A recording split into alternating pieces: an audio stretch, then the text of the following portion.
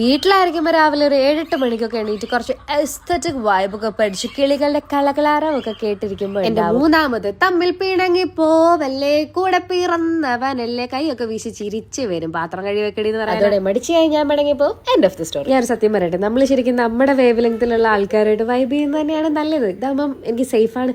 ഈ കുഞ്ഞിക്കുരുപ്പ് ഇങ്ങനെയാണ്, അംഗൻവാടി പോകുന്ന സമയം ഒഴികെ ബാക്കി എല്ലാ സമയവും എല്ലാവരുടെ കൂടെ ചേർന്ന് ഇല്ലാത്ത പണി കണ്ടുപിടിച്ചു. അതൊക്കെ കഴിയുമ്പോൾ എന്റെ ചേട്ടൻ തന്നെ ഒരു നോട്ടമുണ്ട്. ആ പിഞ്ചു ബാലിക എവിടെ പണിയെടുക്കുമ്പോ നീ ഫോണിൽ തോണ്ടിയിരിക്കുകയാണല്ലോ തമ്പുരാട്ടിയിൽ. പിന്നെ എനിക്ക് ലെവലേശം ഉളുപ്പില്ലല്ലോ, അതുകൊണ്ട് കുഴപ്പമില്ല. വൈകുന്നേരം ആയി കഴിഞ്ഞാൽ പിന്നെ വിശ്രമ ജീവിതമാണ്. എനിക്ക് ഫുൾ ടൈമും അവർക്ക് പാർട്ട് ടൈമും.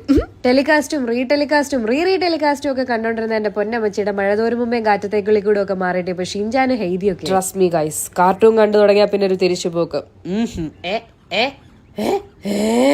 പകൽ വെളിച്ചത്തിൽ അതും പുരനിറഞ്ഞു നിൽക്കുന്ന ഈ കുരുന്നിന്റെ മുമ്പിൽ വെച്ച് എങ്ങനെ തോന്നിയടാ നിങ്ങൾക്ക്? ഇത് എങ്ങനെ തോന്നി?